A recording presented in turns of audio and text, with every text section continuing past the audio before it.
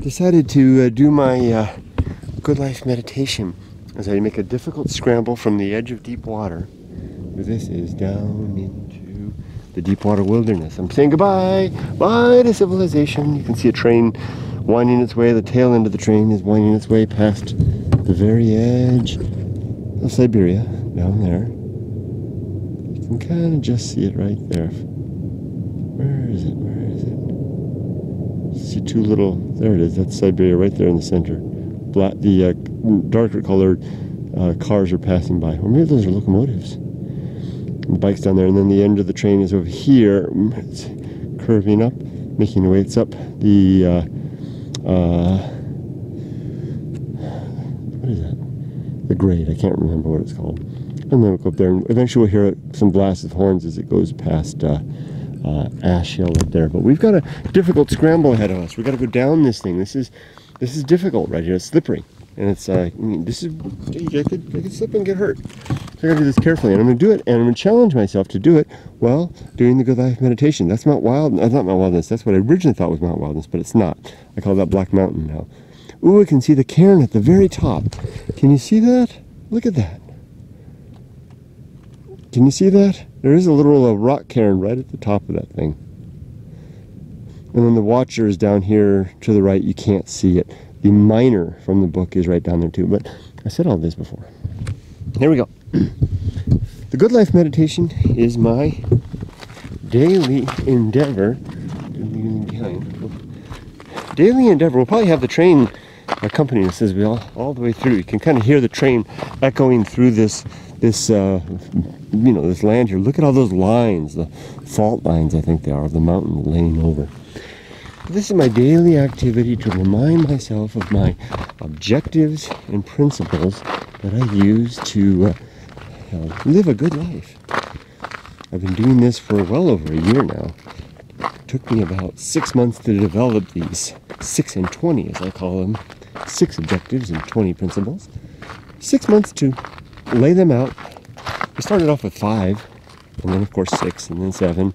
Before I know it, I had a whole handful, 2 handfuls, and then I decided to categorize them as objectives and principles, respectively.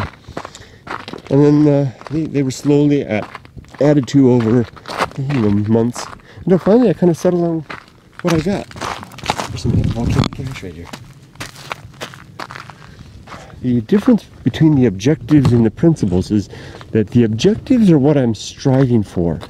These are the things that I want to have, the quality and characteristics of my life.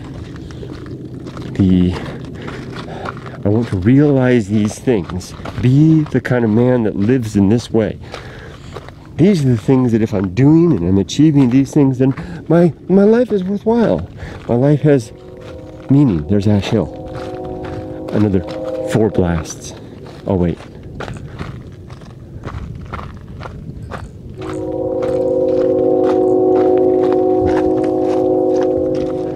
Now one short. And one long.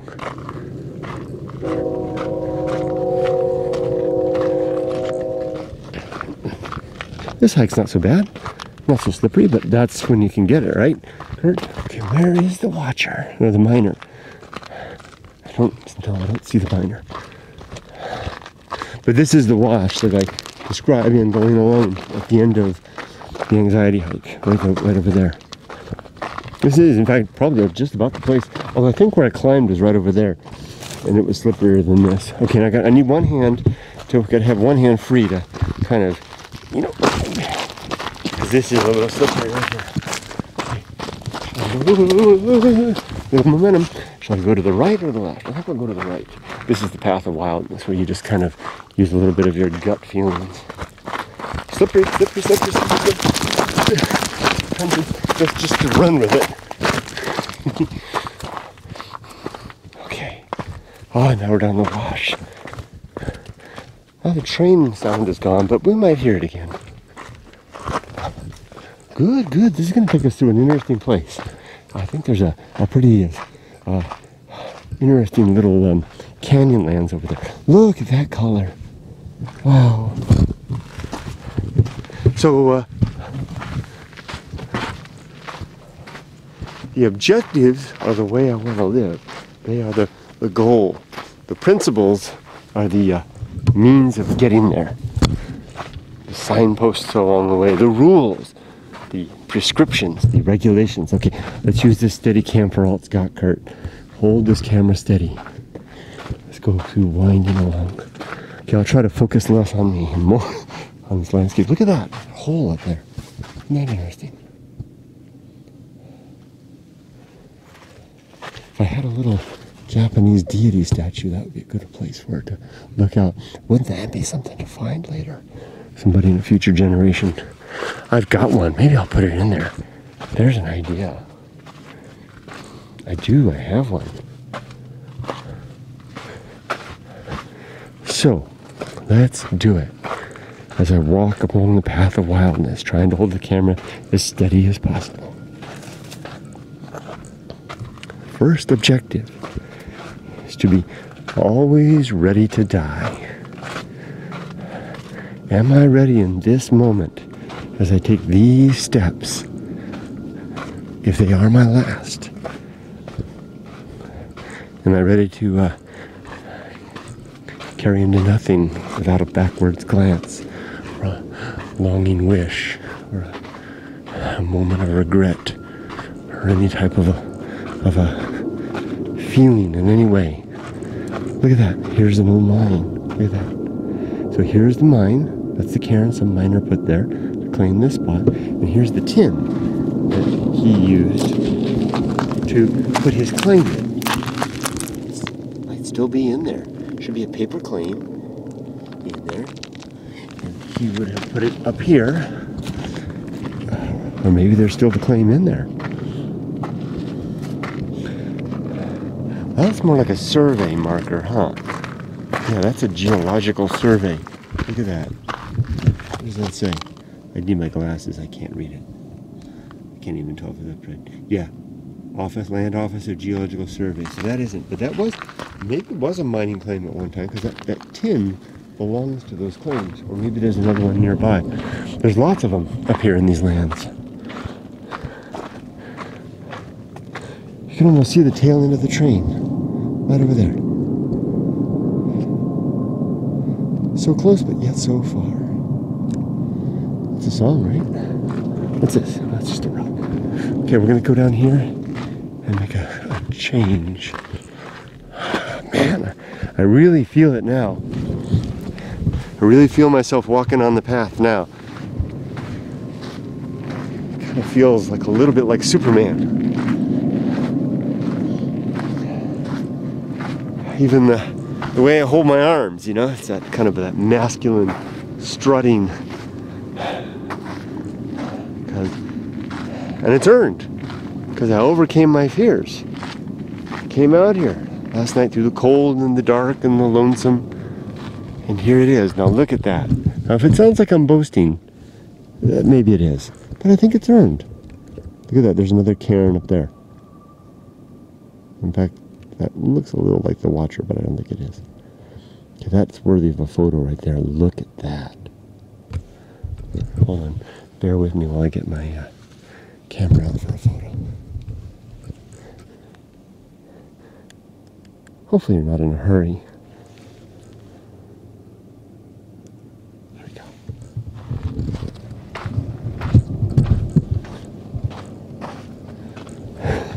You know, it's like a satisfaction in the moment. Here's the path of wildness, left or right? Well, clearly right. Left is on the way out. There is a cave right over there, actually, down there. It's kind of a ways away, though. I think it's something someone built into the. I don't want to go down there. I've already burned enough time. But something I'll show you later. I found that I think a miner built to escape from the heat. They kind of dug a little cave into the side of the hill. Ooh, look at that. That's a great view. One more photo.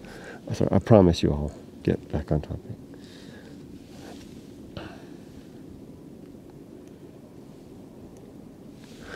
Okay. Look at this now. I could go up that way. That might take me kind of in the direction I want. Or I could follow the stream course. I think I'm going to do that.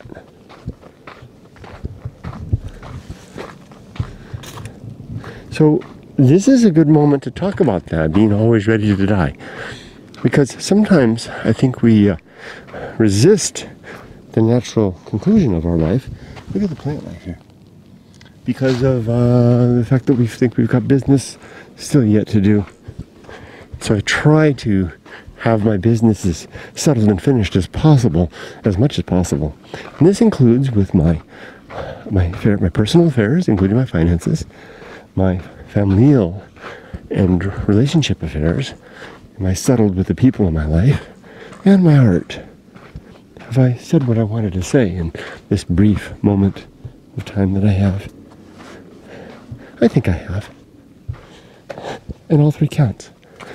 Could do a little better in the finances, but my family will be fine. I did the best I could. And every day I work harder at it, try to make it better. That's my first objective, to be always ready to die. See the pole up there? That's another mining claim. I mean, these are old. I mean, really old. See right up there, pole sticking up? There's several of them through here. I visited them in the past. Okay, here, should I go to the right or to the left? Methinks to the left. The next principle, no, objective, is good and effective use of time. There's so little of it. Wasn't it David Carradine when he died that said so much wasted time? I don't want that to be on my lips. I don't want to, like my wife says, spend my time like free water. Those mountains, homes in Japan that have the pipes buried right into the mountainside, and the taps and their sinks ran 24 hours a day, free water. In fact, those houses, many of those are so abandoned now, but the water still flows. You can walk past them and still hear the water flowing. I don't want to spend my time like I think that I've got time like that water that's going to carry on and on and on. There's a pile of volcanic ash right here. Tooth, is it called? It's very, very, very, very crumbly. If you can break through it. And then very ashy.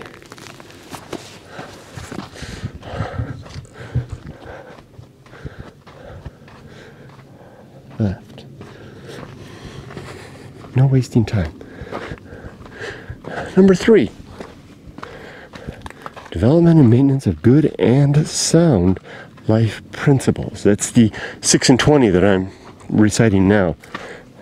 Spend time in life to build these up initially, and then work to reinforce them and uncover if they're really sound. Continually do that. That's why I recite these every day. I usually ask myself about one of them.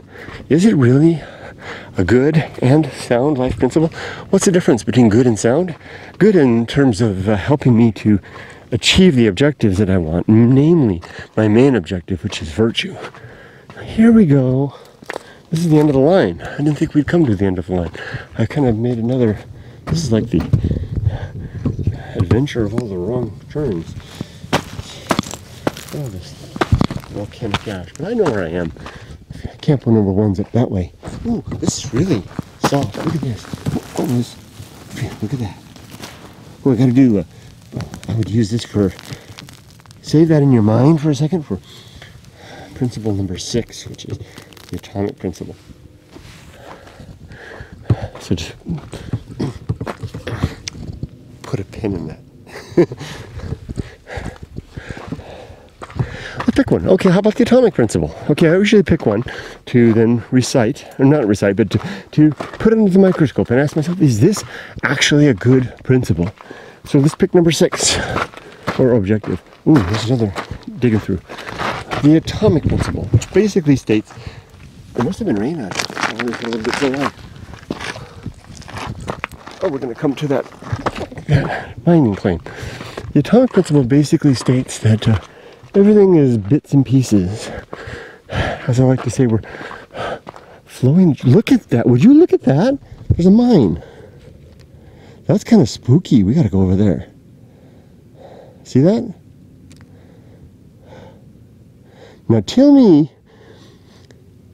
that doesn't make the skin on the back of your neck crawl just a little bit. It does me.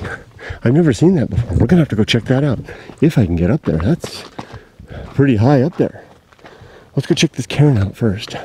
I may not even get close to Mount Wilderness today. That's a full-on mine. First one like that I've seen, except for that vertical shaft I found. Whoa. Well, there's a lot of tailings off of that too. Can you see that? That might be a deep one. See all the tailings? There's the piles of dirt below it. I think that's still... Is that... Can you guys tell? Is that blurry? Might be blurry. Time for a new camera. So here we are. We're going to go check this out over here. Maybe we can find the mining claim information at that post. Then we'll go down there. There's another mining claim post right there. There's probably more in the area. And then after we do that, we'll go work our way up through there, through the... There's a pretty rugged canyon up there. I've never been up there, but I know my way, I think. Although, by now you guys should be doubting my ability to find my way around. Clearly, I don't know my way around very well. Getting quite messed up, but I know where I am. Let's check this thing out, and then we'll talk about number 6. So what the miners would do is, if they found a likely piece of geology for a mining claim, they would erect a rock pile or something like this, a monument of some sort, to indicate that was the case. And then they would nail onto it, usually a little metal can like that one we saw before. I bet there's one laying around here somewhere. They'd nail it onto it, and they would put their mining claim in it, and that would say, "This here be my land." Oh, and here you can see where the nails are. So the can is long since fallen off. It's around here somewhere. This thing is bent over. Imagine how hard that would be to dig that hole. See, this is a good illustration of the principle of the atomic principle, right? You know, we all, as sturdy as this was, the metal and the wood and dug in, it's all slowly degrading away to sand. Okay, let's stop. Survey around. I see a rock cairn over there, too. That may have been the original spot. The wind may have blown the can away. Usually the wind blows this away, so we probably have more luck finding it over there. But we'll just check here real quick. The atomic principle says that that's so too you and I. What's happening to this post? That's a good photo right there. What's happening to that post right now, in terms of being weathered and falling over, that's going to happen to you and me too. Yeah, of course, we all know that. But it's a reminder of that fact, the atomic principle. So don't forget that. There was something here at one time, looks like. That's probably a campsite right over there. This would make a good campsite. So is it good to remind myself every day that I'm animated sand? Why not? Who'd want to forget that? That's going to help us. So somebody definitely put this rock here. That's definitely going to help us to remember to make good use of the time that we've got, don't you think? There's another rock cairn over there. So yeah, the atomic principle is good and sound. Sound in terms of its premise and its conclusion are grounded in reality. The premise being that everything changes, basically, that's the premise. And to that end, we change in such a way that we are no more after a while. This is an interesting bit of geology again. Let's go over here and then we'll try to find that can. Then we'll let's make our way over to that mine. The premise is sound. Everything changes. The conclusion is that so too you and I, we are changing too. That change for us leads to death and dissolution. Whether we're cremated or not constipated, but whoops, what is the word? Embalmed, and buried, we're going to be sand. Eventually. So yeah, that's a good principle. I'm going to keep it. Ooh, that's a good shot right there. So many great shots. If I get a shot with that with a mine in the back. So next one. Wow. Oh, why am I doing that? Okay.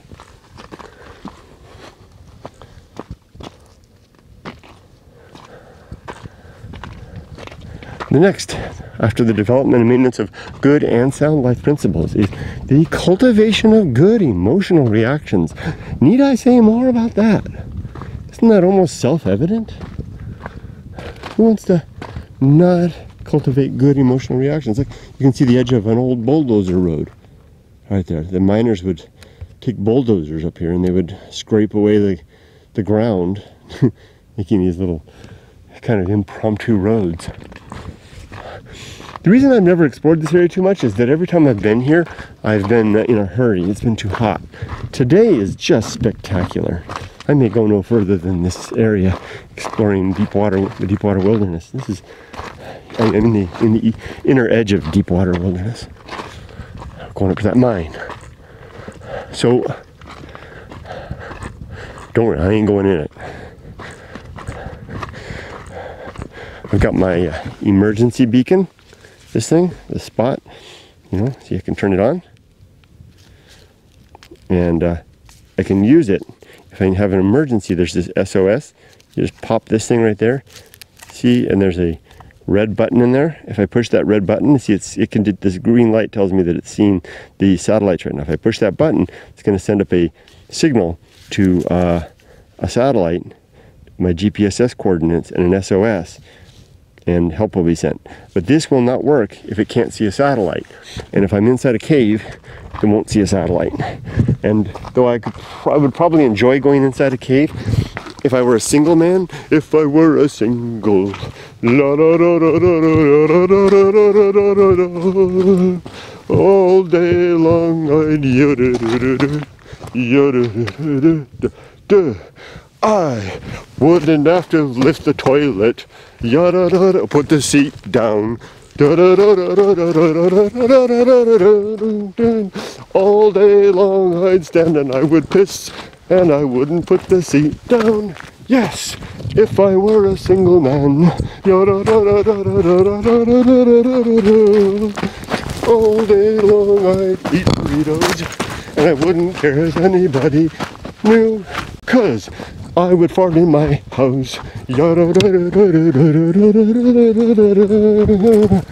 and it would stink, but nobody would know, because I was living all alone. But the best thing of all, Rectavia, would be going to the sports bar with my buddies, Rectavia,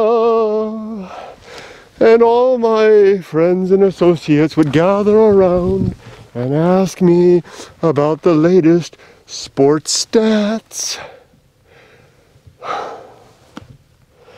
If in all your wisdom and glory and this great plan, could it be so bad if you made me a single man?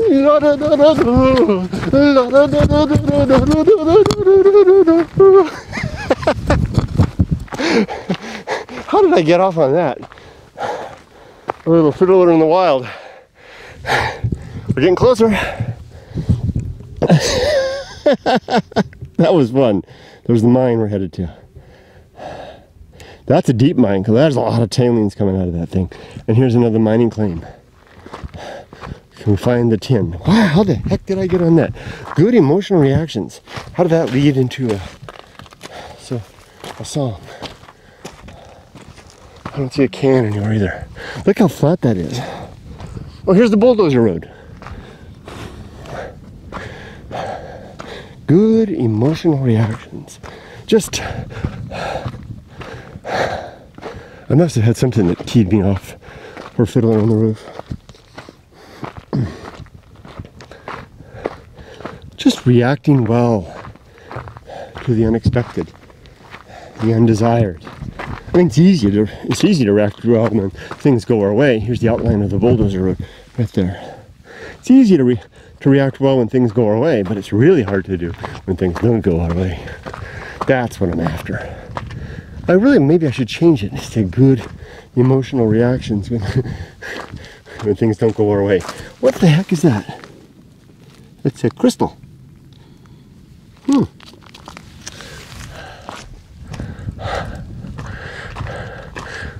That almost looks like another mine there, but I don't think so. Okay, off we go. That's a big old mine. I wonder if we'll find other artifacts of the mine around. Good emotional reactions. Next is, wait, I want to make sure I don't miss anything. I always miss something. Okay, it's easier just to take a moment to capture my recollect. So one is the being always ready to die. 2 is good and effective use of time. There's the road. 3 is the cultivation of good emotional reactions. 4, the performance of good actions. And 5, just doing good things, right? Enough said. 5 is the recognition. I'm screwing this up. For a guy that does this every day, you'd think I'd have this down. It's all this singing. Always ready to die. Good and effective use of time. Development and maintenance of good and sound life principles. Cultivation of good emotional reactions. Performance of good actions. And number 6, recognition of true limits and true opportunity. Okay, so this mine, let's use this mine as an example. This is an opportunity for adventure. I can make a butt-kicking video out of this. Probably a video that would get lots of views if I go in there and actually explore around, because it's deep. There's lots of tailings out of there. That's the opportunity. And I recognize that as an opportunity. It also would make an interesting video. The limit, though, is that what's more important to me is that I have reasonable adventures. I can see what looks like a little trail that goes up there, more holes up there. Let's go up there. And there's a road right here, and here's another pile of tailings. It's more important to me. Wow, this is an awesome road. Look at that. It's more important to me than adventure and making a little revenue on YouTube is that I'm aware of and mindful of my responsibilities. Wow, looks like there's a face looking out of that hole. Right there. Doesn't look like there's a little face in there on the left.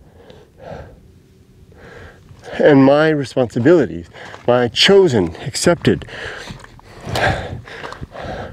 not always easy, but this is the life that I made for myself. And I literally chose. I came to a place like this and sat on a mountain like that when I was 24 years old and chose the course that I'm on. And I'm very glad that I did. And I have a lot of responsibilities. And those responsibilities I take very seriously. And you might not think so. You're thinking, well, what the hell are you doing out there walking around the desert all by yourself? Responsibly, okay? Doesn't mean always perfectly so, but pretty close to it. So the opportunity is to go in that mind. The limit is that I will not do so, because it's more important to me that I fulfill my responsibilities, that I be here, I be around to take care of my family, and to be my wife's companion and my daughter's father. More important than adventure. Look at this green. Some copper in here. Maybe that's what they were after. Oh, here's a mine shaft here too. Look at that.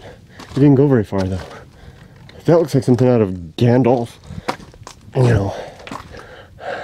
Wow, look at that. With a tumbleweed. Mine shaft with tumbleweed. Ooh. That's a good photo.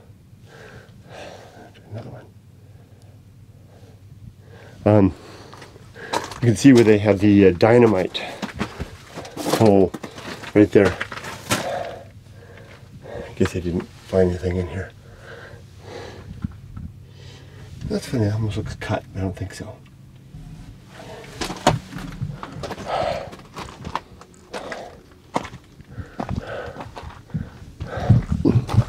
So, the recognition of true limits and true opportunities, so that I can pursue the opportunity, but only within the limits of reason, and responsibility. So again, I've got kind of several holes here that they tried. They have to go to one hand, so it'll be a little jiggly. Okay, what's next? That's it for the objectives. Next are the principles, and there are 20 of them. The first is the principle of war.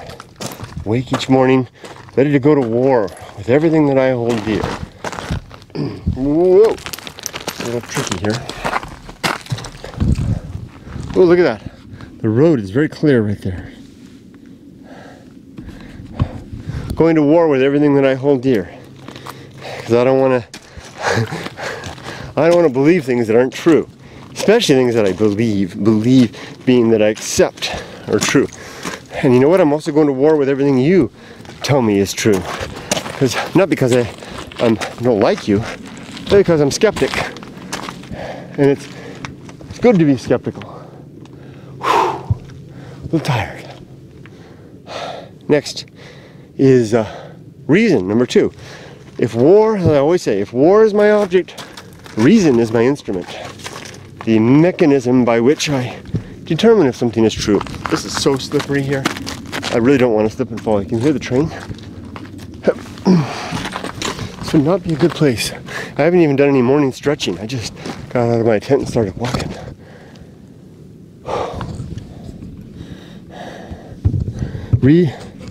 Reason and the sub-principles: honesty and objectivity. I have to be honest about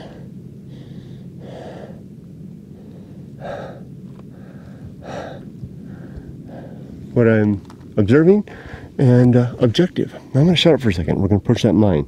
That's it. So I've gotten through 2 there. The war and reason. When we get back, let's start with number 3. Let's go take a look at this mine.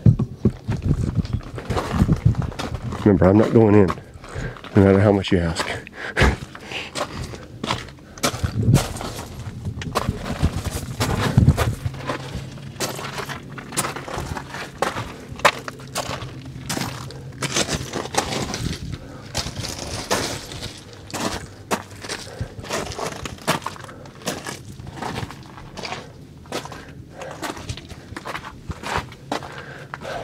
Changed my mind. I'm going in.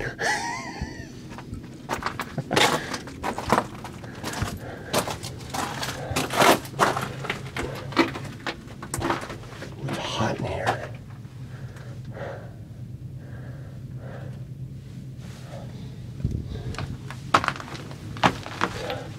Firm solid footing. Gotta make sure there's no snakes. Turn my light on. Get my headlamp.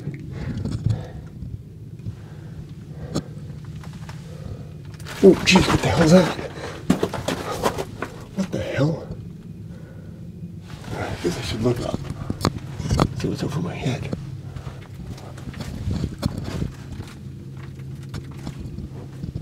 What the hell? Slime. Gooey, gooey. That guano, maybe? I don't know. Some animal definitely had its home in here. Oh, more here. Look at that. What the hell? Goo. What is in there, I wonder? I'm afraid to look. It's gonna come flying out at me, but I'm gone this far. What the hell? It stinks. Look at that.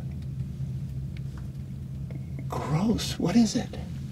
I don't see anything. Here, I'll take that.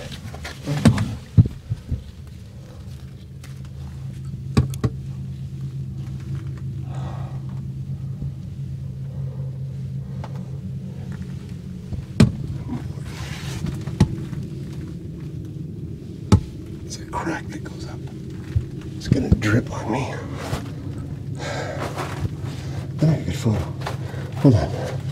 Hopefully it won't drip on me.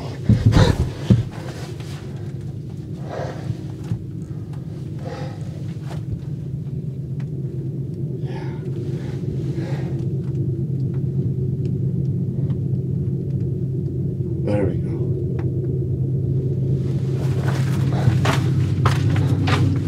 Probably see the train. There it is. That train has stopped. Another train that's moving. We're not far. That's Ash Hill right over there. Okay, that was interesting, huh? Let me stop a second. I gotta change my clothes a little bit. We'll talk as we stop.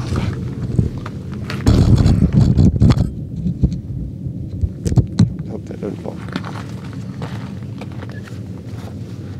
Getting hot. I'm gonna take my pants off. Don't worry, I have shorts on underneath. This, putting right here, don't forget it. Can you guys help me to remember not to forget it? All right, thank you. Take the hat off. Number 3 is the homunculus. Imagine a little guy inside your head. Better hair than me.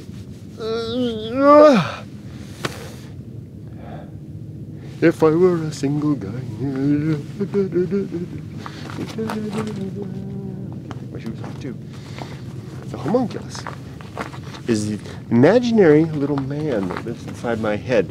I made him up because he's my substitute. In my cosmology, the homunculus is my substitute for a soul. It's not in my glossary yet. I made a glossary for my book. It's on online version right now, and if you haven't received it, if I promised to send you a copy and you haven't received it, I'm sorry. I'm going to add, you're going to get a copy. If you haven't got it yet, you're going to get a copy with the glossary and a new section about the writing bridge. So hopefully it'll be worth the wait. Ow, ow, ow, barefoot. I have to take my pants off. So the homunculus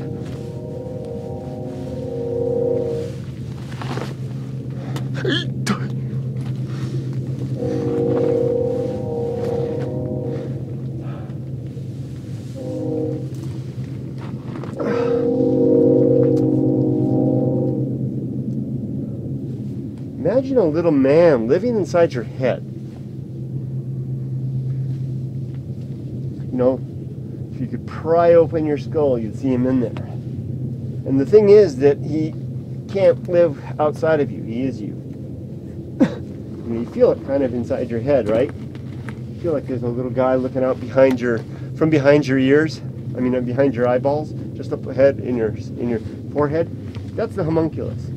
And I use that as a reminder that, another word for it could be your consciousness or your sense of self. And I use that as a reminder that what I am is perishable. That there doesn't appear that there'll be anything that will survive my death. When I die, the homunculus, he's trapped in there, he's going to die with me. When my consciousness winks out. And that's basically all there is to it. There's one more piece to the homunculus, and that is related to what I call the home of good and evil, which is the next principle, which I conveniently placed right next to it. That's number 4. I don't see, you're looking up at the sky right now. Do you see good or evil written up there? I don't. I see some jet contrails, but that's about it. I got my shoes back on. That's about it. I don't see any good and evil. If that's the case, it ain't out there. Good and evil appear to be within us. They are, it is, and I know some people don't like this thought, but it's subjective. But it's subjective to the point that it's my opinion, but it's objective whenever 2 people agree. So if I tell you that I don't think it's a good thing to deprive me of oxygen, and if you agree with that, well, guess what? We have an objective value between us, which is that depriving human beings of oxygen is not a good thing. We just have an objective definition of good, or maybe of evil, right? It'd be evil to deprive someone of oxygen. Yeah. And that lives with the homunculus. The homunculus is the consciousness. The homunculus is responsible for that. Putting this back in my pocket. Right side pocket, always know where it is. You get a selfie with the mind, and then we'll carry on. Mind selfie. Ah, I gotta get the hat. Something about that helmet there.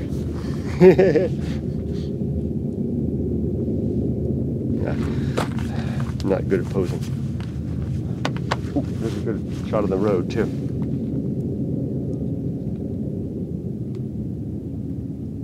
Okay, let's go. Let's carry on. So there you go. That's the homunculus. The homunculus and home of good and evil. That takes us to number 4. Number 5 then is purpose. What's your purpose? My purpose is to be a virtuous man. Where virtue, as I always like to say, is defined as the improvement of well-being. Whatever that is. Yeah, it's that subjective, objective thing, right? Subjective to the point that I have an opinion about it, by mine. I have an opinion about what constitutes well-being, and you do too. It's subjective when we agree. Okay, I gotta hold one hand because I have one hand free to catch myself if I fall. Okay, here we go. Be careful. Be careful, Kurt. Look at that. Look at the lines, concentric rings in there. Isn't that interesting? I don't know why. Ooh. That's a lot of tailings to come out of just a little mine, I guess. Thought it'd be a lot bigger than that. So I chose that purpose because it's a kind of a comprehensive thing. Whatever I decide is improving well-being, that I decide is, I label that as virtue. And I want to live a virtuous life. I want to be a virtuous man in the pursuit of well-being. For who?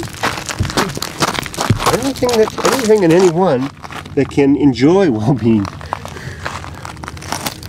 So definitely for you and me. Also for, dogs and cats and others. And of course for,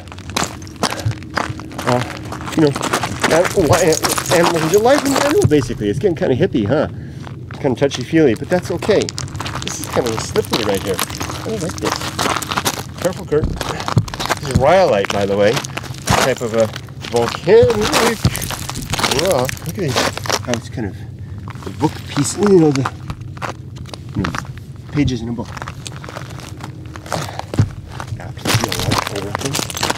Metaphor. I think I covered enough about purpose, right? So now, number 6, there's the atomic principle. We already covered that, right? I think I've said enough about the atomic principle, don't you think?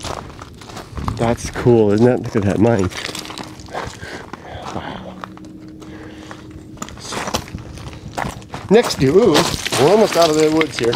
Next is the 7, after the atomic principle, because I covered it, but as long as we're on it again, and here's an opportunity. Dust in the wind. You and I are dust in the wind. And the homunculus will blow away because we don't have a soul. We're no different than the soulless beasts. Oh, did I tell you? I ran across 2 soulless beasts while I was hiking through the night to get here. Look at that. Look at that road. Wow. You actually see the train out there too. Ooh.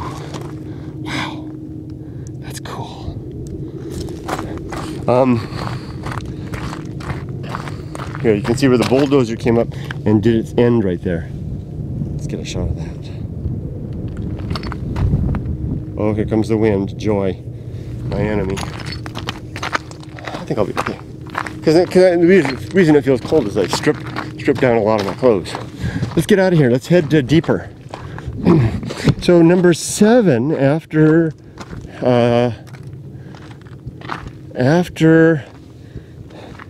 the atomic principle, number 7 is the principle. Oh, there's a cairn. Let's go check it out. The principle of nature. Everything. It's not like nature, like birds and trees and bugs and stuff like the fish. It's nature, as in the nature of things. You know, everything has a particular nature. It's something about itself, including you and I. It's the nature of a desert to be dry and hot and cold, and depending on the season. Look at this, is a pretty stable, steady cairn. Now this one might have the metal tin buried somewhere in the rocks there. In which case, if it is, it might be pretty well preserved. I might be able to find the mining claim itself. Usually it's in there somewhere. Not too far. It can't be so far that you'd have to dismantle the cairn to find it.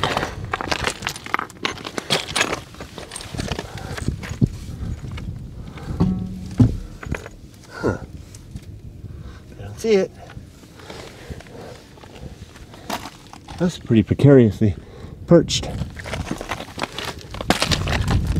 Nope. I don't see any metal tin, but this is definitely a mining claim. See, the nature of this pile of rocks is to stand as long as wind and other earthquakes and other geological forces or animals, you know, you and me, or something might bump into it, might cause it to fall down. It's the nature of it for rock cairns to weather through time. Okay, now these high clouds there, that means it's going to cool the day a little bit. That's good. It's going to cut into the heat, but it's also going to, you know, maybe make it a little harder to start the bike later. It's a bittersweet thing, but I think it's a good combination today. Next is, after the, oh, you and me have natures too. It's my nature, which I developed and discovered long ago, to desire to come to places like this alone. Pretty frequently. I come every 2 weeks to toss myself deeply.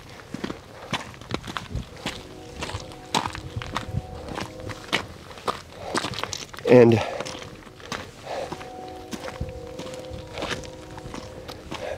have an adventure, because it does good stuff and it yields good stuff. It's my nature. What's your nature?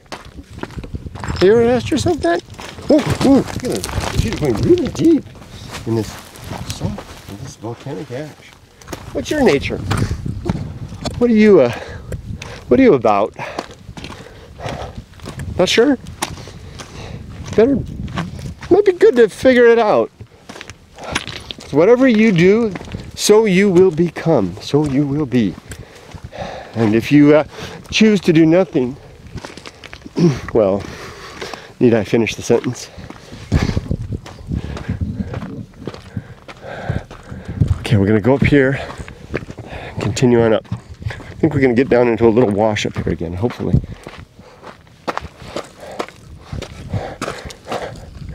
It's also the nature of living things to stop being living things. Back to some earlier objectives, right? Let's make our way down here into this wash. Next is the principle of maturity. Hopefully I got that right. Atomic, nature, maturity, yeah. Maturity consists of two sub-principles: wisdom and fortitude. Wisdom is that accumulated understanding that we have gained of successes and, more importantly, failures. There's somebody's poop.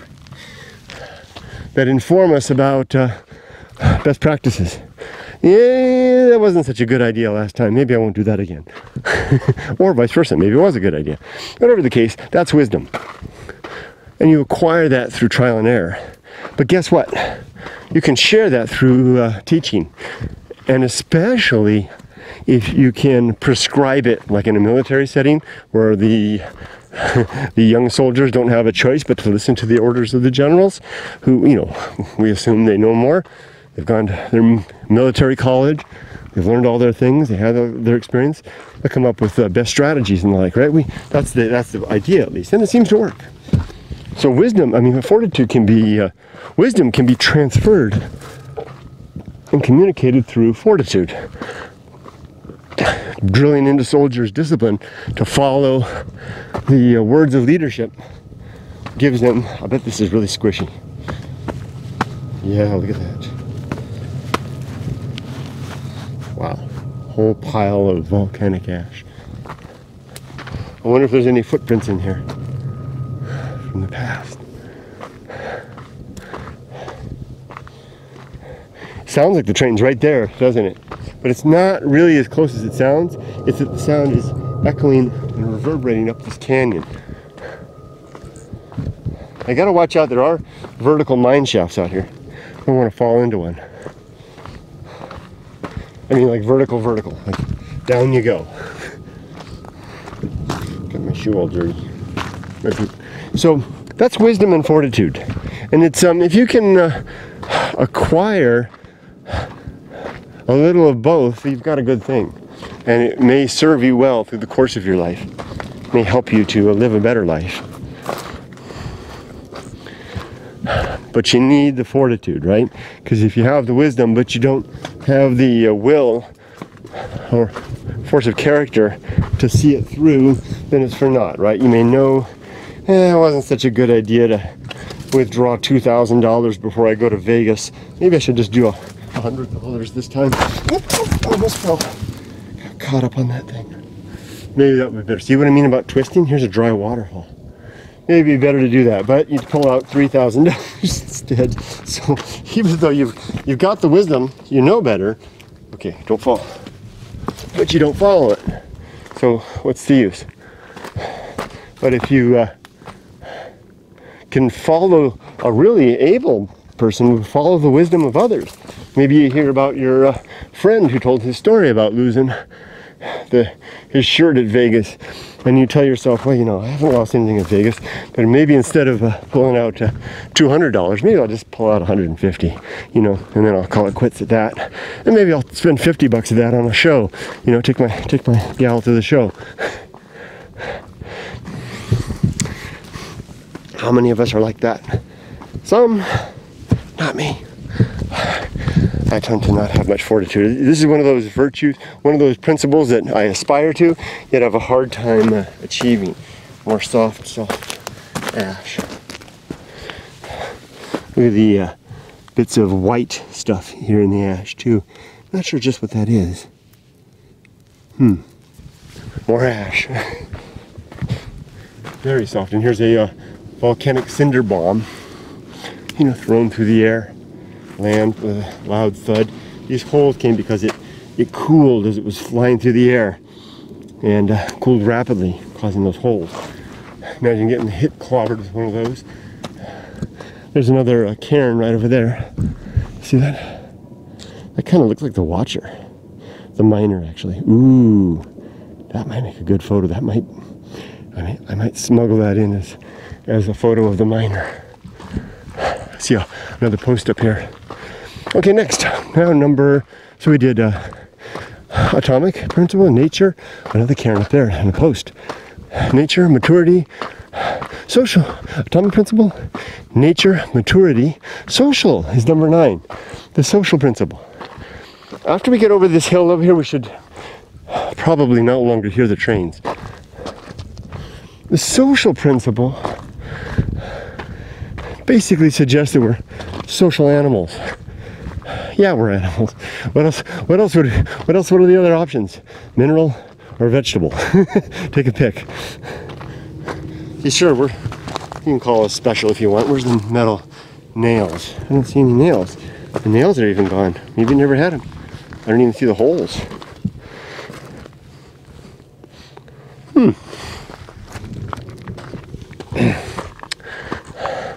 Social principle. We're social animals. We need one another to survive.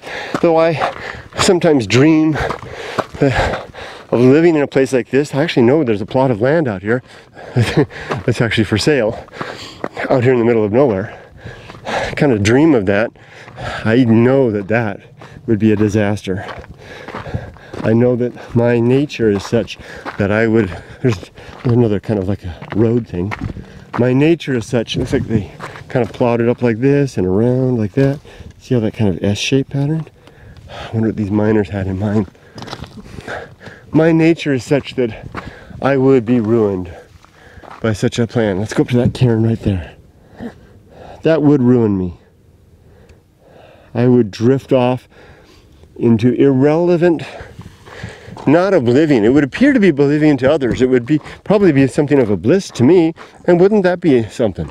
But I know I'm social enough that I would want to come back and tell others what I found, but it wouldn't mean anything. The only reason that I'm able to have any interest generated in my videos now is because I am a consummate family man first.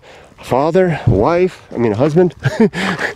That's another part of my life. No, husband, father, worker, taxpayer, citizen, conscientious as much as I can, and all these things.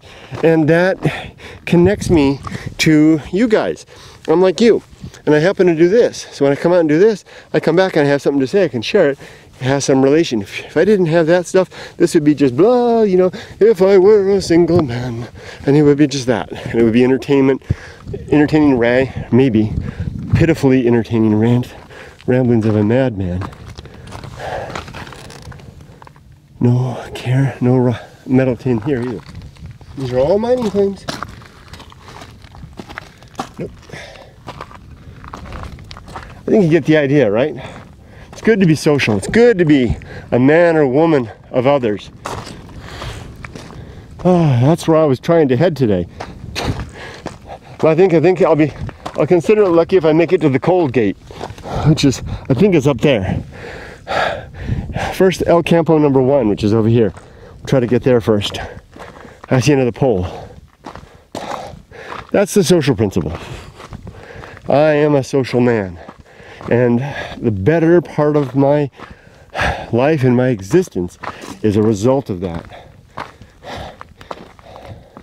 Does that mean if I had to choose between the two, which I would choose?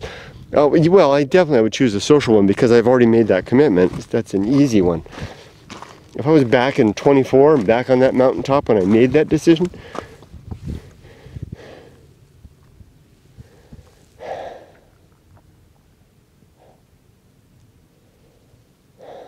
I was just picturing my life along both directions.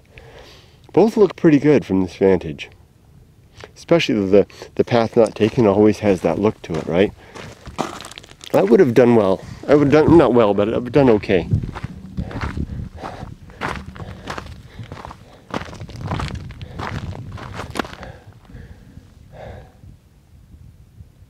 It would have been okay either way.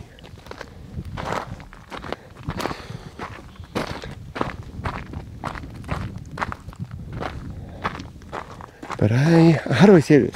I'm struggling to find a way to get the words out without anyone that's single that did not choose the social path necessarily. And single, or not choose family stuff. I don't want to make it sound like you made the wrong choice. That's why I'm struggling to find the right words.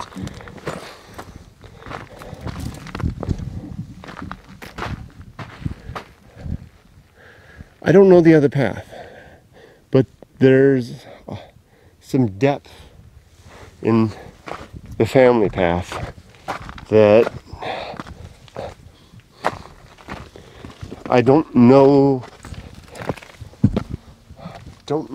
that I would have found otherwise. Let's go up here, or maybe around here. Let's go up here. That's all I'm trying to say. And because I didn't try the other path, I don't know.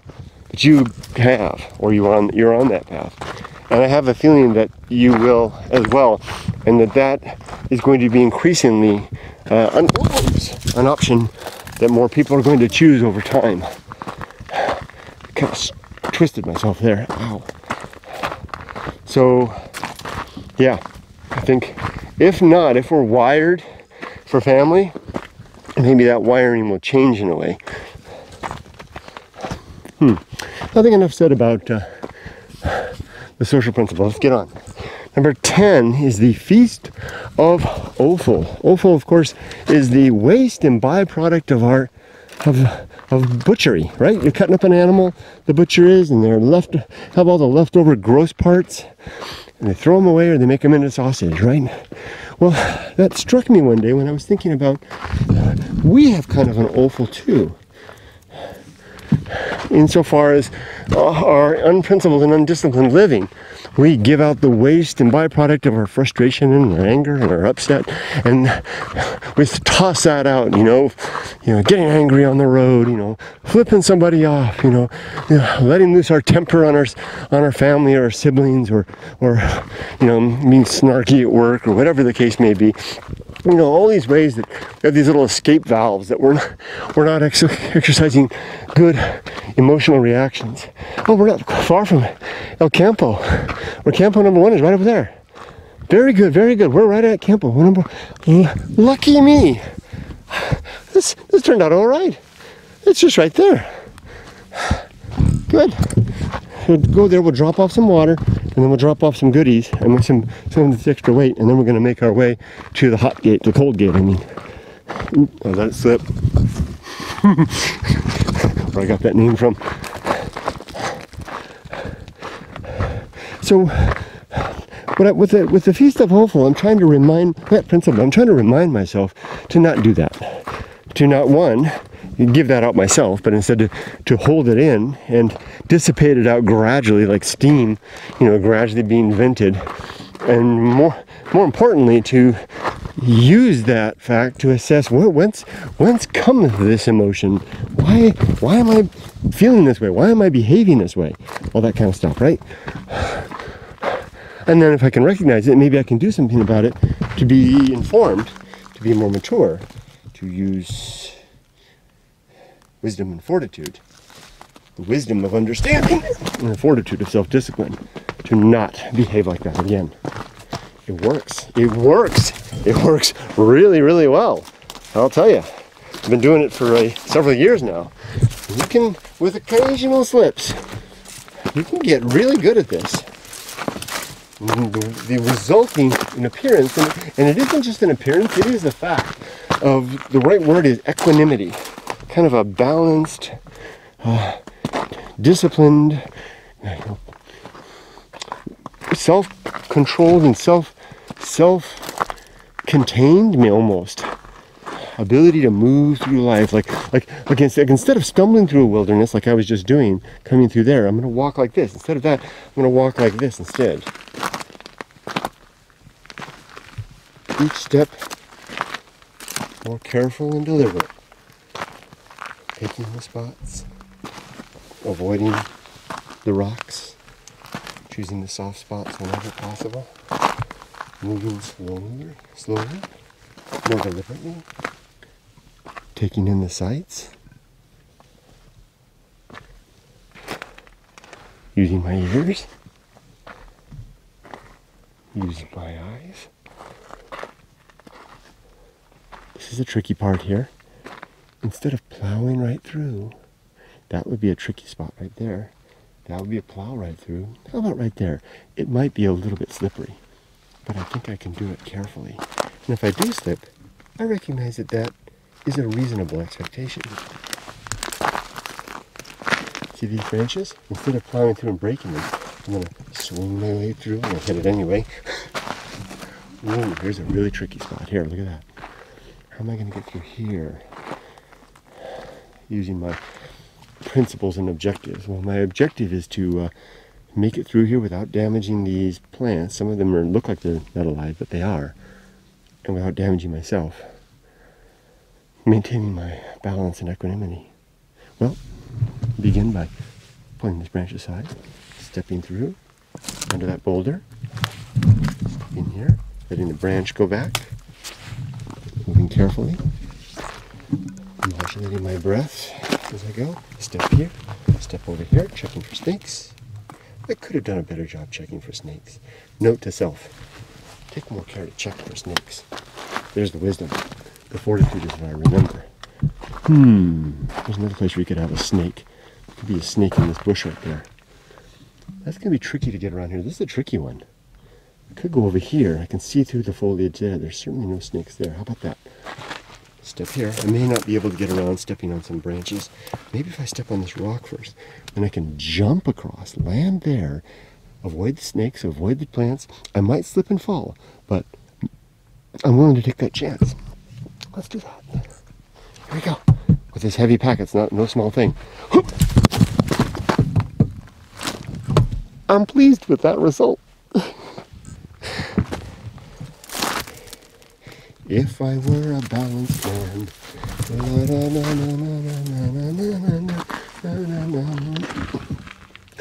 All day long I would walk carefully, stepping in the soft sand. I wouldn't go plowing through brush.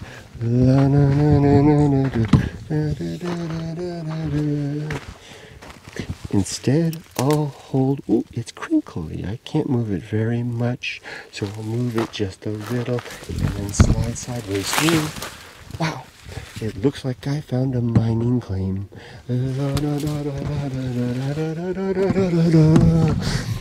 Don't get too excited by the find. Keep it in your peaceful mind. Point the camera at the face now, not the shirt. Be more mindful of that as well, too. What? I see there's something on the lens. How did that get in there, too? Who cares? I can't take care of that now. Step a little gently.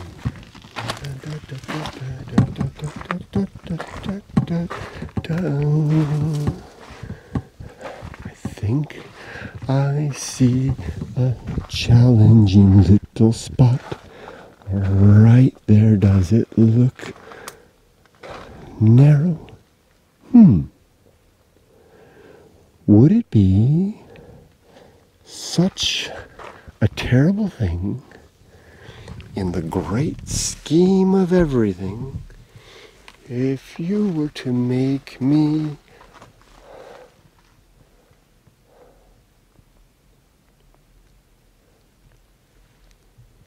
a balanced, mature, reasonable, thoughtful, considerate,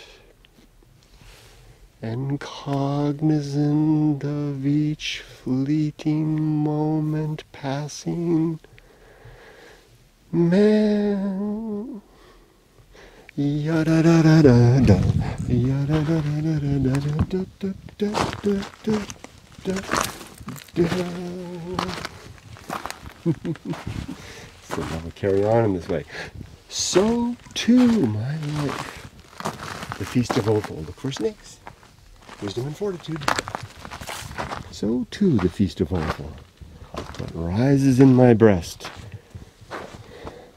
is fuel and tinder for cognition and thought about the best way to achieve my objectives in life. We're almost there. Number 11 is temperance. There are 3 sub-principles to temperance: suffering, simplicity, and apathy. Suffering because it's hard when we deny ourselves what we want. Because temperance is the controlled consumption of all things. Food and drink and play and sex and work even. All these things.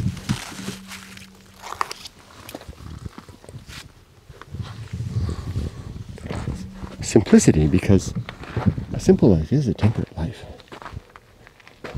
And apathy, because the recognition of what we cannot control and being almost indifferent to that fact is a mark of wisdom. Why fly off the handle and get upset when things that we can't control happen? The rain, the sun, illness, which we can control to a relative degree. But if it's beyond our control, or even death. Apathy sounds like it's a vice, almost like it's a bad characteristic, but actually it's a virtue. If it defined in a reasonable way. Next is Agency and the great indifference. You and I are agents. All living things are agents. The great indifference is what's left when you subtract out the rest. There is Campo number 1. Right there. Agency and the great indifference. There's also the artifacts of agency. These are the things that are left behind as a result of agents' work. That little structure there is an artifact of the agency of the miners that once attempted to find their fortune in this land. So too, these, this brush, especially the dead brush, that's an artifact of an agent. Anything that's alive is an agent. That's why I come to a desert to see the great indifference. Because great indifference is what's left when you subtract out all the agents and their artifacts. Whatever's left over, that is the great indifference. And you can't see it in many places. You certainly can't see it in the city unless you really work at it. You can see it sometimes in loneliness and in the face of those who have lost their way, with others have lost track of the social principle. There's Black Mountain. Out here, the great indifference is manifest. It's everywhere. Look at that rock embedded in the ash, slowly making its way out as the flash floods come through. There's a hole right there. Look at that. I wonder who lives there. A tortoise, maybe? A desert fox?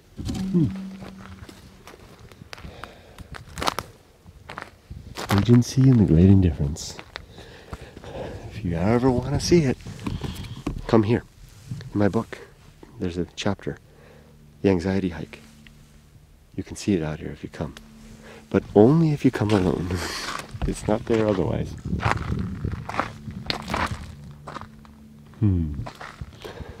There's another mining claim right there. I've been up there. Agency and the great indifference. There's a pole right there. Next is the best seat in the house. To not want to be anyone else, or be anywhere else, or be doing anything else, but to be just okay with who I am, where I am, and what I'm doing. This is the best seat in the house. Footsteps doesn't mean that you give up on better living. Doesn't mean that you give up on improving. It just means that you're okay with whatever the circumstance. Well, all the while striving for better. That's a trick. It's the best seat in the house. Next is the path of wildness. This is the path of wildness. I've been walking on the path of wildness this entire video. It's that kind of a sense of left and right and up and down, guided by instinct and wisdom and fortitude, moving along through time and space. That's the path of wildness. It's also a way to get unstuck. There are times that we become stuck in life. We don't know where to go. That may be happening to some of you. Maybe you that's watching this right now. Maybe you're sitting behind your computer looking at this and thinking to yourself, I can do that. Why am I not doing this kind of stuff? I mean, if you made it over an hour to this video, clearly you're interested in this kind of stuff, not just interested in hearing me talk. What's stopping you from doing that? What's stopping you from coming here? Literally, from anywhere in the world. This glass right here has water in it, or some sort of fluid. I wonder if it's still got it in there. Let's see. If I move it, let's see what happens. There it is, see? Gosh, only knows how long it's been in there.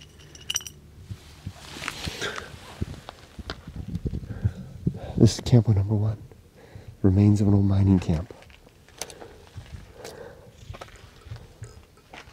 I've shown you this place before. You've been here. The path of wildness led me here. It's an amazing place. Maybe I've left enough clues for you to find it on your own. Campo number 1. Maybe you could come here. Campo number 1. I also use this place as a, what's the right word? Metaphor? A placeholder for what I call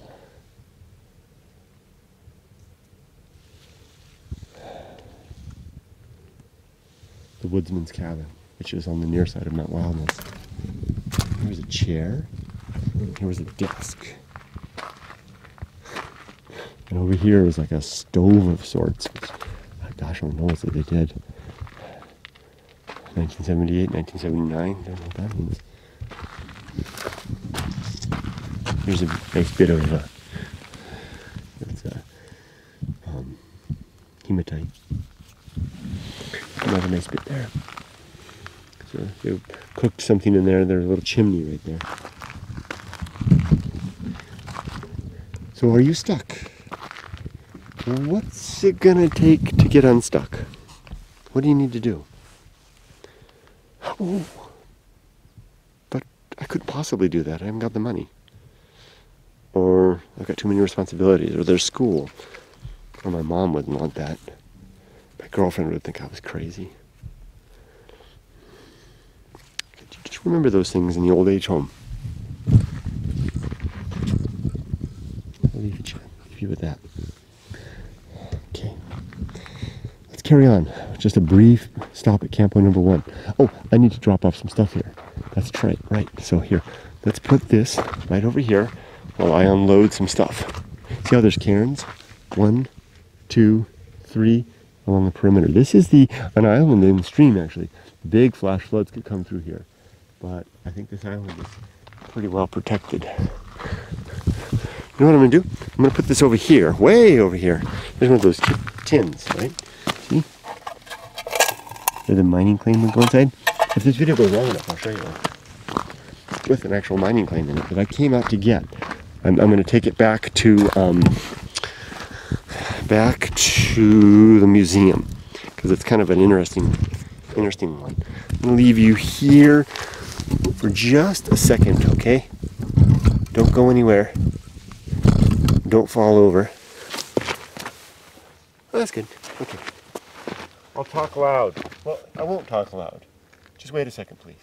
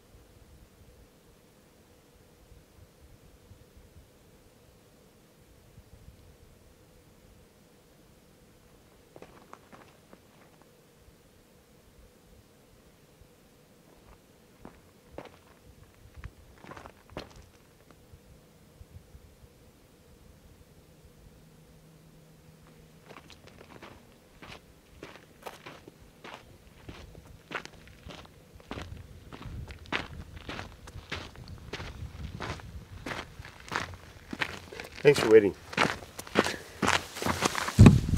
Dropped off a few things. A container of water and my pants. Right over here. Show you. Oh, did I show you guys before that whoever was here left firewood too? This place never changes. Every time I come here, it's the same. I left a few things in there. There's even firewood over here. Okay. Next we're going to cross across to, here's the firewood. Let's cross across to the rhyolite dome. There's this rhyolite dike right there. Wow, that's a great shot of Mount Wildness. Or the, you know, the Watcher. I've never checked to see if there's any metal containers in here. I wonder. Just a quick cursory look. Nope. Okay, there's this rhyolite dike right there, right in the middle of the river. I'm sure it gets lots of flash floods through it. Sometimes I use that to hide from the sun if it's a hot day. There's a little bit of shade over there. But over here, there's a secret hidden in the rhyolite over here. Actually, I talk about this in the book too. I mentioned that there's a secret in here, and gosh darn it, I was gonna make something to put in its place for you guys, for anybody that might come out here that finds it, because I'm going to take it now, because there's a bit of a historic artifact in there, and I want the museum to have it before it goes away, because the guy that, well, I'll tell you when I get there. Here's the wash. This is where the main flash flood channel comes through.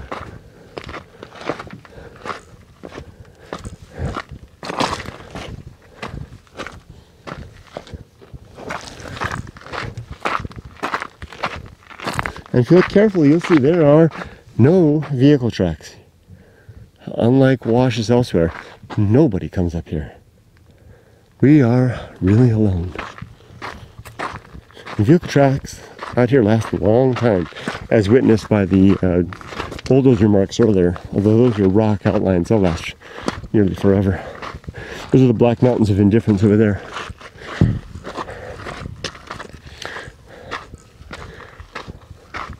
Path of Wildness. I think we covered that enough. Next is, ooh, what is that? That's a gourd. See in here along the flash flood washes. Next is, make sure I don't miss anything. Okay, temperance. Number 11. 12 is agency in the great indifference. 13 is the best seat in the house. 14, the path of wildness. 15 is the risk of avoiding risk. This is real simple. It is the risk of not living life of your dreams. And that is by virtue of the fact of pursuing only and exclusively the surface level risks of life, which are simply put as education, relationship, and money. All basically security in a way. And my point is that if you go after those things, which make a lot of sense, and which our parents tend to tell us to do, recommend to us at a young age, you'll end up with a pretty good life. You know, be well educated, maybe get a spouse and a family, and maybe get yourself a good career. To ask yourself, is that enough? If it is, then good. Just carry on.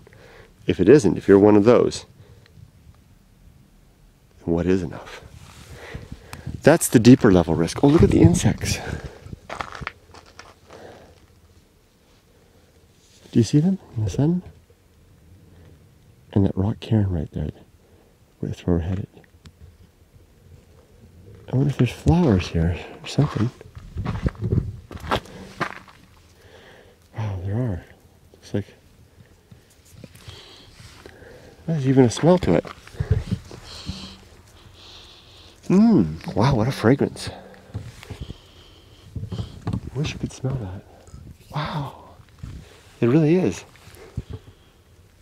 November bloom. This must be where the these little bits, I see the ants carrying that around sometimes. See all the little insects flying?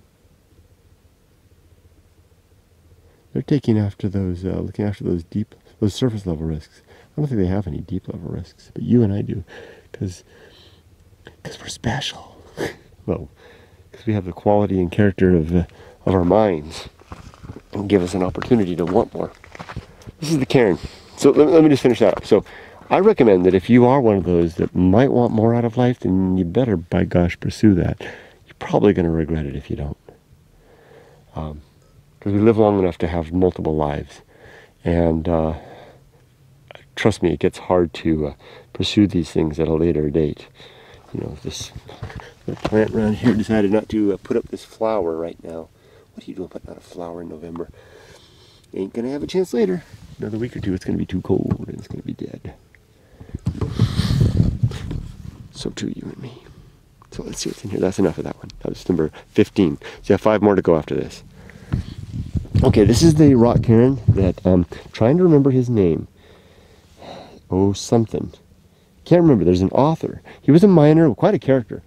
Lived all around in California, basically like a 49er back in the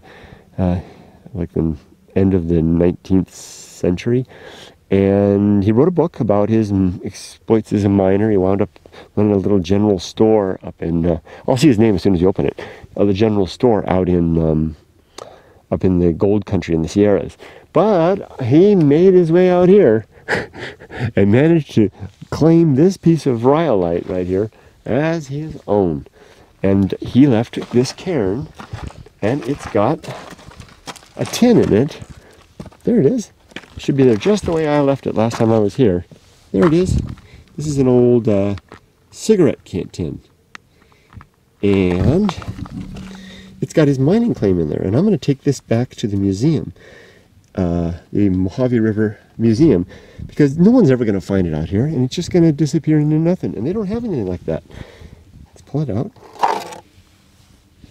And I'm not even going to really open it so much. I'm going to just open it a little bit so you can kind of see. But we're not going to mess with it too much because it's like a historic document.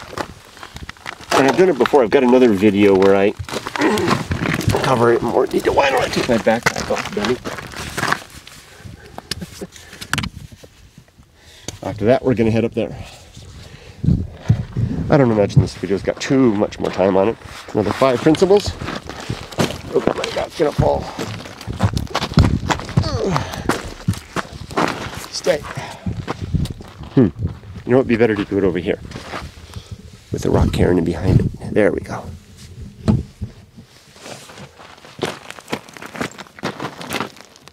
So I'm going to leave something here because I talk about this place in the book. And I say come here for a secret. I think it's mentioned in the notes or something like that. Okay, here it is. I think it's a Bull, no, it's not a Bull Durham, it's Chesterfield. It's a Chesterfield cigarette tin. It'll say so when we open it up, you'll see. You can kind of get a good view of it. And for some reason, this was a good choice. It weathered. It lasted. Excuse me. Let's open this up. Imagine my surprise when I opened it up. There it is. The documents just the way I left them. Chesterfield cigarettes. No stems, no seeds that you don't need. Acapulco Gold, it's... No. Anybody know that reference? Chesterfield cigarettes are a balanced blend of the finest aromatic Turkish tobacco and the choicest of several American varieties, blended in the correct proportion to bring out the finer qualities of each tobacco. Leggett & Myers Tobacco Company. I swear to goodness, I'm not going to open this up too much. I don't want to have it fall apart on me. Yeah, trust me, this is interesting. I've got another video where I open it up and you can see it, but I'm not going to do that. I'm just going to give it to them as it is. It took a lot of work for me last night to get it back in. It was freezing cold. It was like a January day and the wind was blowing and I was worried. And I'm just going to give this to the museum as is. Almost remember his name, but I can't. So let me put this in a safe place in the pack. Let's go.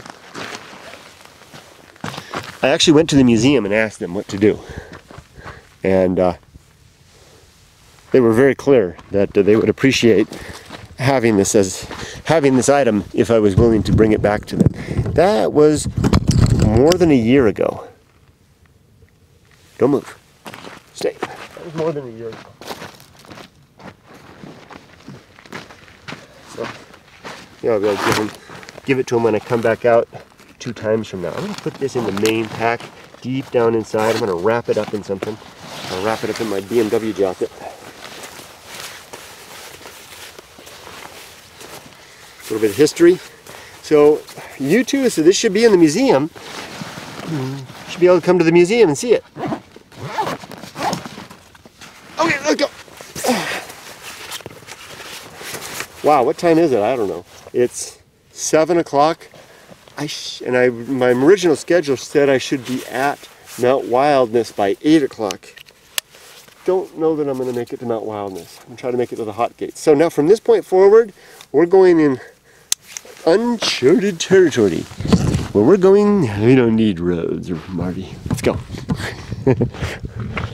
Let's finish up our good life meditation. Should be easy walking now. We're just going to walk up this wash. I don't know where the hell I'm going from this point on. This is all path of wildness at this point.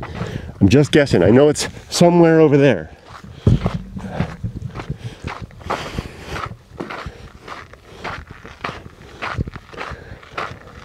Did I say it was 7:30? I think so.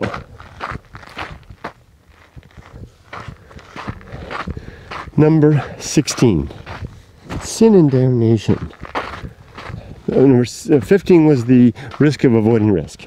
Number 16 is sin and damnation. In my worldview, there are 5 sins. Yeah, I'm a non-believer, but I do believe in sin. Sin would be, well, really, there's 2 types of sin. One would be the deliberate negation of well-being, choosing to do things that cause harm. Putting battery acid in someone's water. That's a sin. Certainly not going to help their well-being. I see a pole right over there. Every time we see a pole, let's stop and check it out. But also there are, in my worldview, 5 explicit sins. Maybe I should call these cardinal sins. Do I dare to use such language? And they are really the same thing in the following order. No particular order. Yeah, there is a particular order. No, the first one is important. It's the biggie. Falsity, credulity, faith, superstition, and dogma. Let's explain. Falsity, the quality of falsehood, of accepting or promoting anything that we know is not true. Credulity, an eagerness and a willingness to believe without due rigor of examination, without being objective and honest. Now here, I don't think this is actually a mining post. Look at that, I see a whole succession of posts. I think this might have marked a road that went across the wash. There's a post here, and see a whole string of them all the way across the desert there? I think they're leading, it's a road of some sort. Maybe marking the way across to Campo number 1. Next is, so falsity, credulity, faith, superstition, and dogma. Faith! Wow, faith is a sin? Isn't that a virtue? Not in my world. Faith is you may have heard, the evidence of things unseen. I think that things unseen are things unseen. I don't think we can consider there to be any evidence of them. Of course, the word seen meaning to have evidence, empirical, something to show that it actually is real. Why would we think so if there's no good reason, if there's no evidence for it at all? That's wishful thinking. That's just taking a shortcut to truth. That's lying to ourselves and saying, yeah, there is something there when there really isn't.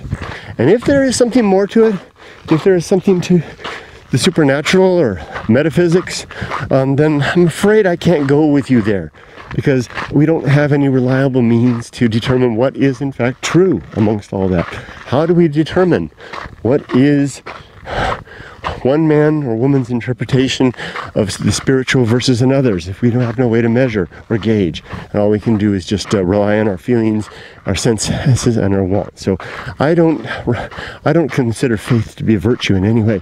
I consider it to be a sin, and a very bad one. And you may ask me, you may accuse me, you may say, Kurt, but you rely on faith, you have a faith in science.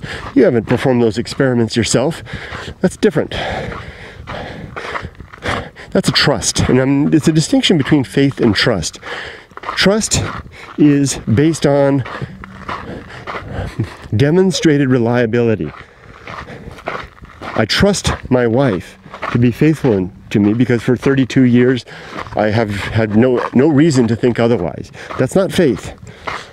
That is trust based on demonstrable facts. I trust the findings of peer-reviewed science by virtue of the very mechanism of peer review, wherein the goal of science is to refute and to find otherwise. That's how you become famous. That's how you move forward, is when you can disprove something and show us better what is true. Science is not in the business of demonstrating truth. It is in the main business of demonstrating what is not true, of weeding out the false from the truth.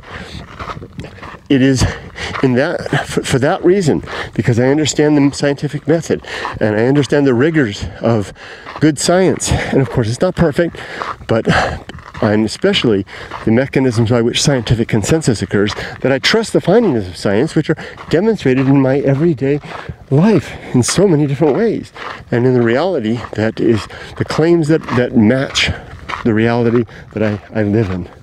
So it's different. Faith in science is really not a good use of that word. That I would have trust in science. And you know what one of the big differences is?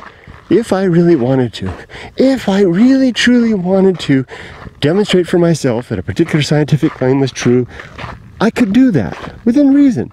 I could go get myself a degree, get myself the laboratory equipment, study the protocols of the test, and perform the darn test myself. I'd like to see anyone try to do that with a miracle. Next one after faith is falsity, credulity, faith, superstition. Superstition, well, it's almost a pejorative, right? I mean, we almost use it in a way to throw critical light on things that are not held in high esteem. No, that's just superstition. Well, you know, believing those superstitious things. It's kind of like pornography in a way. You know, some people enjoy it, but a lot of us like to announce to the world that we do, and if you do, you're kind of looked at kind of askance. That's the world of superstition, which of course is, you know, playing around with ideas and propositions that are not well founded or can't stand on their own 2 feet. And finally, faith, falsity, credulity, faith, superstition, and dogma. Dogma is truth that rests on pedigree, time, and authority. So typically these relate to holy books or some sorts of social institutional texts.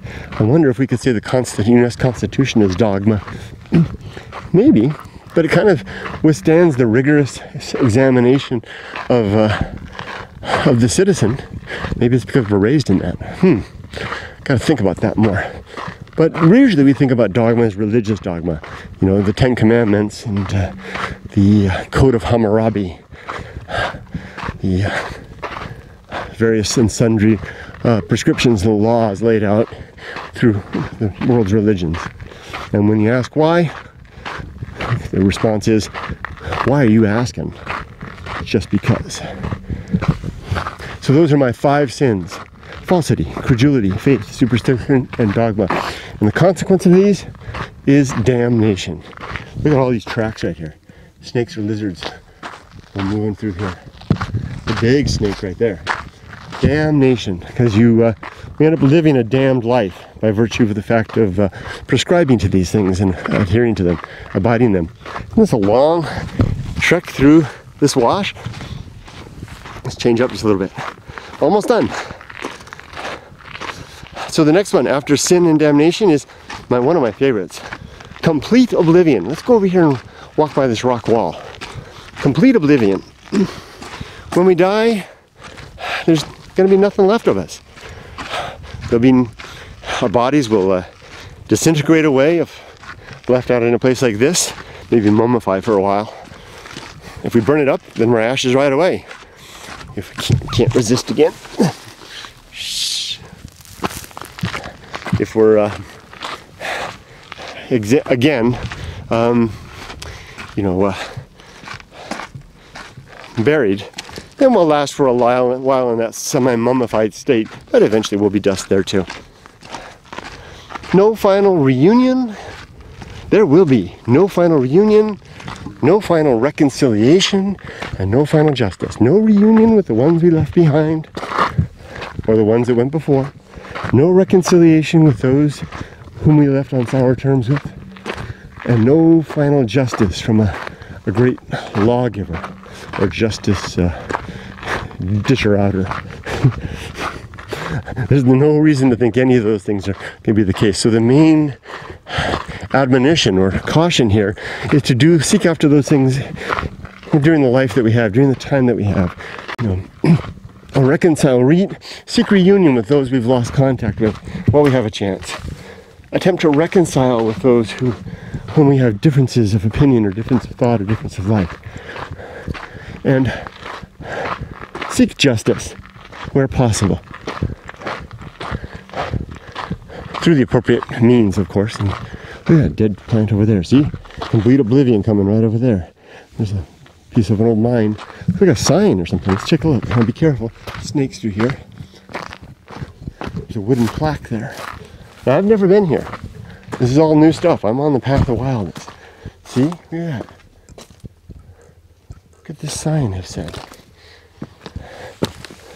Do I want to lift it up? Nah, I can't see anything anymore. Let's get a photo of that. That's pretty awesome. Signposts along the way. I'm almost at the point where I have to turn around time-wise. Will I? Will I? I gotta work tomorrow.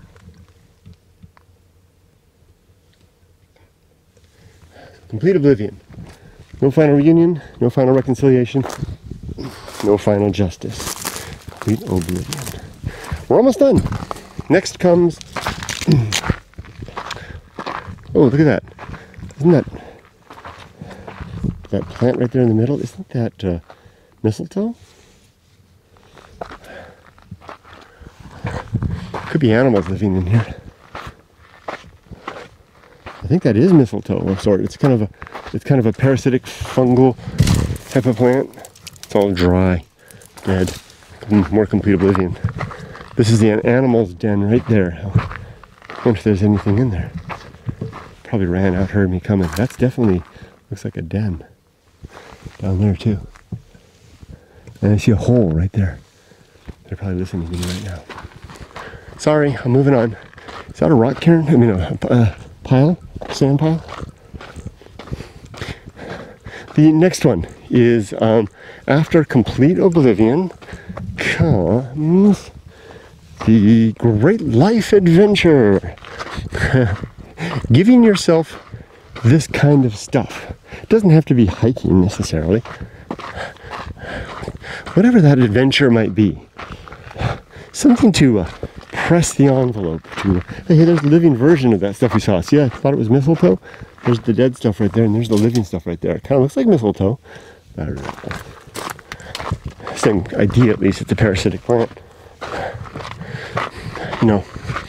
Complete oblivion. No. The Great Life Adventure. I recommend that you, if you're one of these people that says, yeah, what about me? What's the theme? What's the narrative of my life? What story will my life tell? If that story is, education, family, career, retirement, and then death, then so be it. If that's good, that's great. And for a lot of people, that's exactly the case. In fact, I'd say probably most people I know, they're comfortable with that, or, oh, I see another sign. Or they never wanted anything more, or they're too afraid, or they never understood that they had another option, right? Whatever the case may be. But if you're one of those that says, I kind of want to do something too. Well, let's think about what kind of examples that could be. That could be adventure, like this. I use the word adventure to basically mean as a label for all kinds of things that are pushing the envelope, that are allowing you to use a word the hippie used, to become an actualized, self-actualized individual, whatever the hell that means. Find yourself, whatever it is, live your dream. Maybe that's doing something like this, an adventure like this. Maybe that is simply learning another language. Maybe that's living in a foreign country. Maybe it's going to college. Maybe it's, me making friends from another culture, or dating somebody from another culture, or marrying somebody from another culture. This looks very interesting. This is like a real sign over here. What could this possibly be? Whatever that is,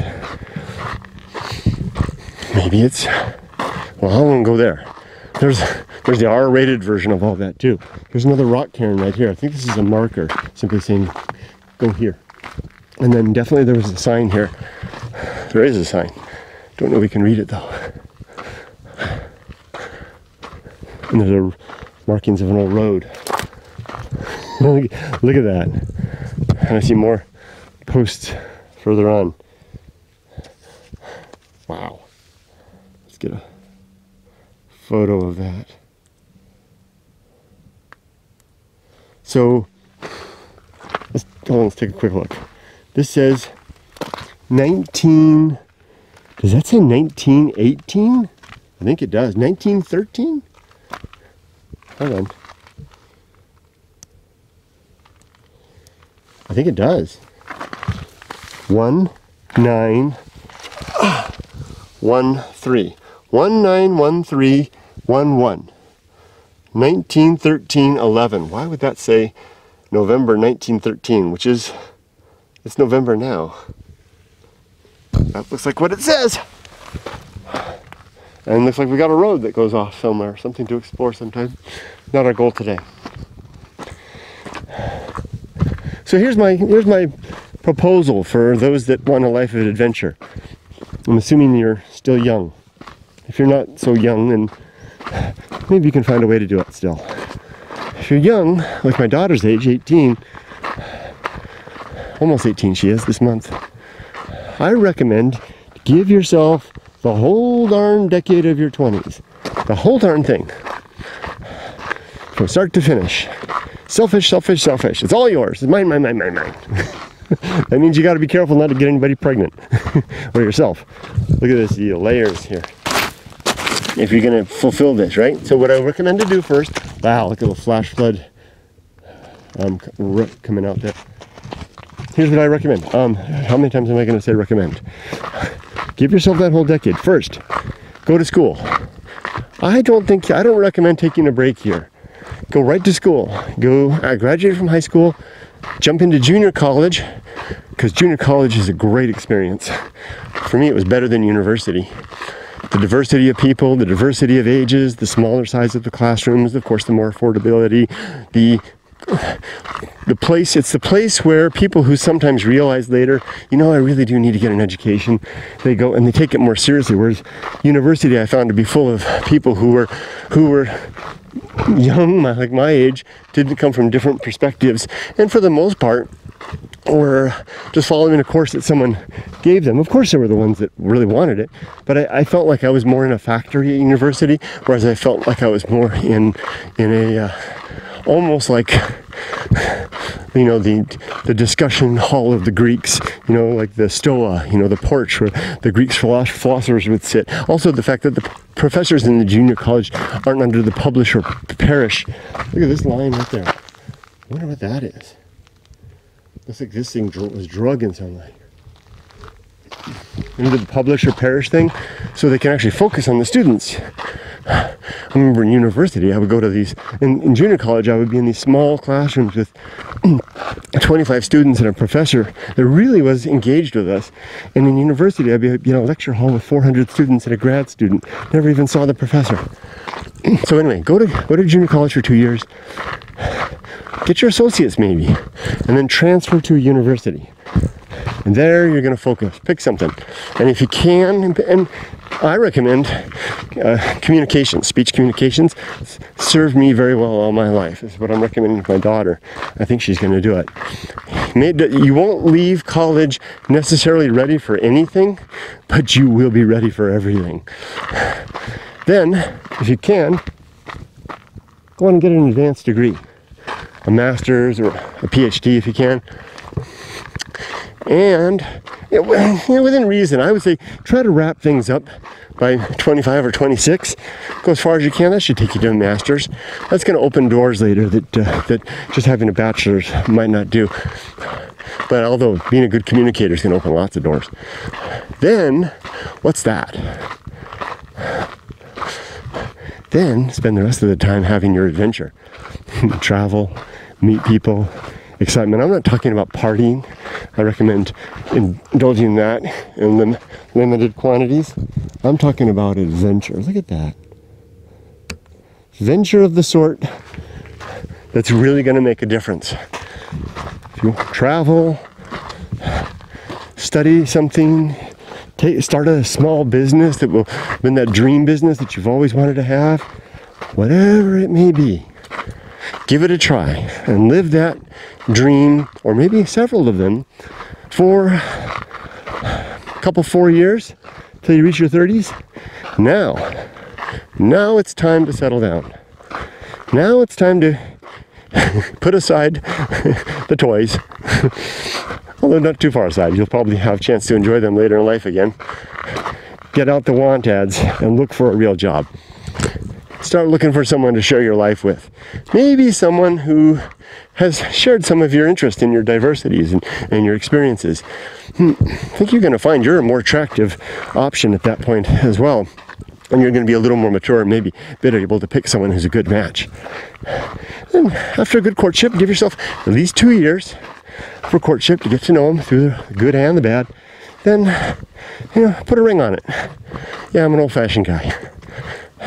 Then, only after you're married, settled into a career, you've got your wild oats sown and reaped, not just the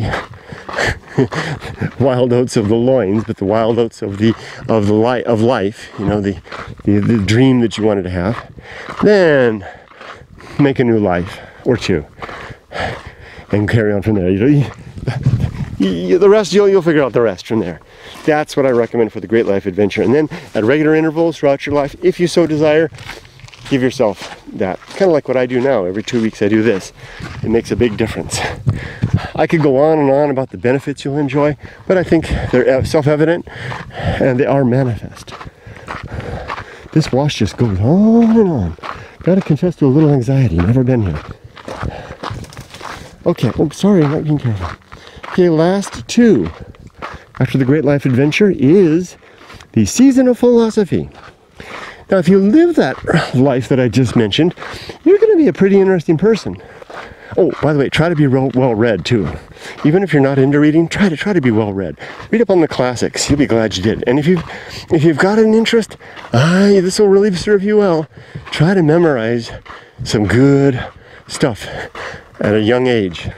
You'll have it with you for the rest of your life, like little treasures in your mind. Oh, fair Cynthia, all homage that I may, unto a creature, unto thee I pay. In lonesome wood, to meet so kind a guide, to me's more worth than all the world beside. Sarah Kimball Knight, 1740, riding alone through the woods in New England. Imagine a woman doing that. The mass of men lead lives of quiet desperation. What they call resignation is confirmed desperation. From the desperate city, they go to the desperate country and have to console themselves with the bravery of minks and muskrats. Henry David Thoreau, and chapter Economy, or Where I Lived and What I Lived For in Walden. These little bits that I committed to memory have been treasures to me all my life. I use them, I pull them out. Sometimes I pull them out in the presence of others, usually not, very rarely. Usually it's to demonstrate a point if I do that. Mostly I do it alone, like out in a place like this. Imagine that, having that. So the season of philosophy then is your chance to take the distillation of all that living, all those ideas. Is that the way to the hot gates, the cold gates? I think it's right across there. Here we go. I may be wrong, but we're sitting straight across. This is a long, wide wash. Wow. I'm anxious. The season of philosophy is your chance to record a little bit of what you've found along the way.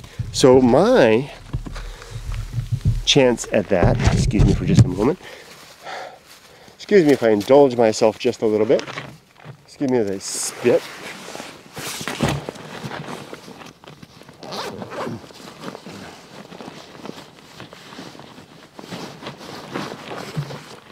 This is the result, one result, of my season of philosophy, my book, Going Alone, where I took the ideas that I've been cultivating through my great life adventures and the overall experience of life and putting them into written form.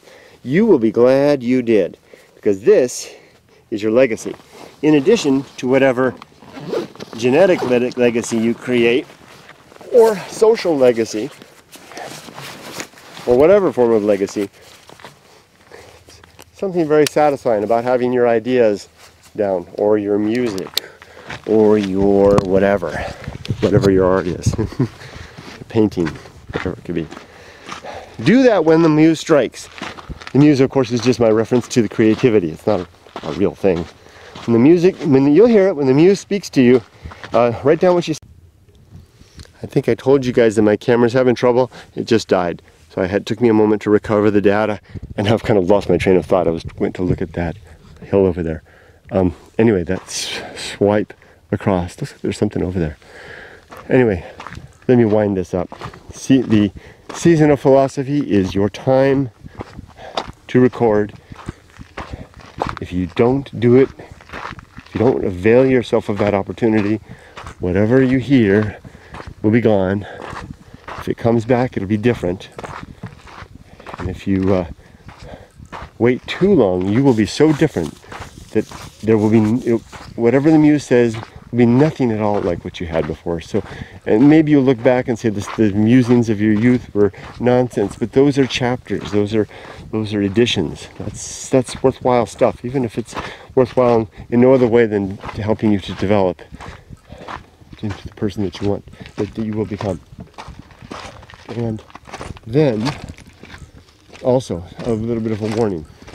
If you wait too long, the muse may be there, may be speaking, but you may be unable, you may want to, but you'll be unable to say anything because you've simply lost the ability, or maybe your body is deteriorated to the point that you can no longer lift your hand or speak clearly, or stay awake long enough to even say things. And maybe you're so in pain with the infirmities of old age, or as Hawthorne would say, and I don't mean this in a critical way, but he means that the imbecility of old age will strike, and you may think, I wish I'd said it, but the chance is gone. So enjoy that season of philosophy. But you know what? Even if you don't, a well-lived life is its own reward. Last one, arena and utility. Life is an arena for the development and maintenance of our objectives and principles, and for the execution of principles in the pursuit of our objectives. That's a well-lived life. That is our arena and our opportunity. So wear your principles like tools on your belt. Utilize them to help you to be a better man or a woman, to live the life of your dreams, to record what you see along the way, and to leave some little bit of a legacy, not only in our progeny and in our works and our efforts, and the good that ripples like waves away from a puddle, a stone dropped in the brief puddle of time here. How melodramatic, but also maybe perhaps in some other more lasting form that is more representative of us, if we choose to write, paint, dance, sing, or make music, or whatever form of art we do. Altogether, this becomes the good life, a very, very worthwhile endeavor. Why not? This is your life. I don't think you're going to get another. No other chance. So this video is about to end. And you can stand up if you've gotten this far. And you can say, that was interesting. What's for breakfast? Maybe after breakfast, you ask yourself, what's next? What's in store for my great life adventure? Make it a good life. Take care. Now, into the unknown.